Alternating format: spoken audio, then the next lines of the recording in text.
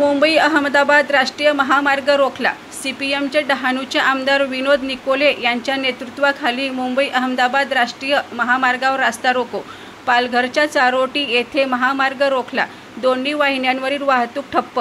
रास्ता रोको आंदोलन सीपीएमच्या कार्यकर्त्यांसह आशा वर्कर आणि परवानाधारक प्रवासी वाहतूक करणारे वाहन चालक देखील उपस्थित।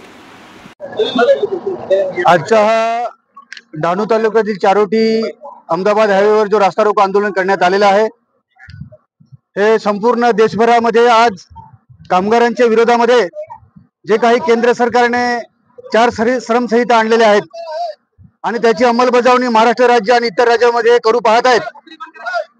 संपूर्ण देशभरामधील जेवढ्या पण कामगार संघटना आहेत, आज डाव्या पक्षांच्या नेतृत्वाखाली CI2 ट्रेड युनियनच्या नेतृत्वाखाली आज ठाणे पालघर जिल्ह्याच्या मार्फत या ठिकाणी रास्ता रोको आंदोलन करण्यात आलेलं आहे। खरं म्हणजे ह्या देशाची अर्थव्यवस्था मजबूत करणारा हा कामगार वर्ग हा अर्थव्यवस्थेचा कणा आहे, परंतु आज कामगारांवर फार मोठ्या प्रमाणामध्ये हल्ले होत आहेत। अनेक दशक संघर्ष करून कामगारांनी मिळवलेले कायदे हे रद्द करण्याचे कारस्थान हे याच्या केंद्र आणि राज्य सरकारचं चाललेलं आहे। आज जवळजवळ 29 कामगार कायदे हे एकत्र 4 श्रमसंहितेमध्ये गुंडाळून कामगारांवर फार मोठ्या प्रमाणात हल्ला केलेला आहे।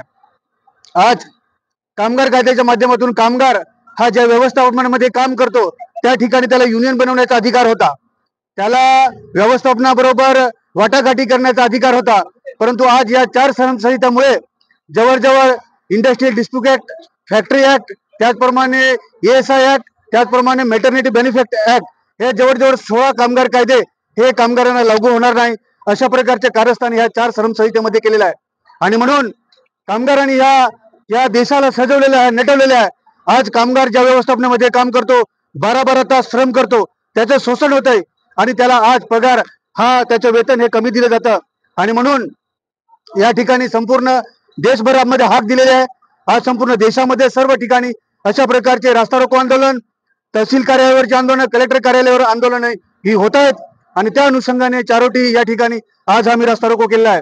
आम्ही कोणत्याही परिस्थितीमध्ये कामगारांची बाजू घेऊन रस्त्यावर उतरू, यापुढेही तीव्र संघर्ष करू, परंतु 4 श्रमसंहिता ज्या आहेत या राज्यामध्ये आम्ही अंमलबजावणी करू देणार नाही।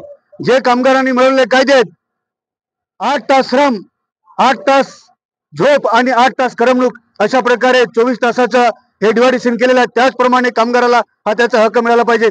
आज 12-12 तास कामगाराला त्या मशिनरीवर उभं राहून काम करावं लागतं आणि वेतन कमी दिलं जातं, म्हणून कामगारावर फार मोठ्या प्रमाणामध्ये अन्याय होत आहे, शोषण होत आहे। म्हणून डाव्या आघाडीच्या नेतृत्वाखाली हे जे कामगार कायदे श्रमसंहिता आहेत ह्या आम्ही कोणत्याही परिस्थितीमध्ये लागू होऊ देणार नाही।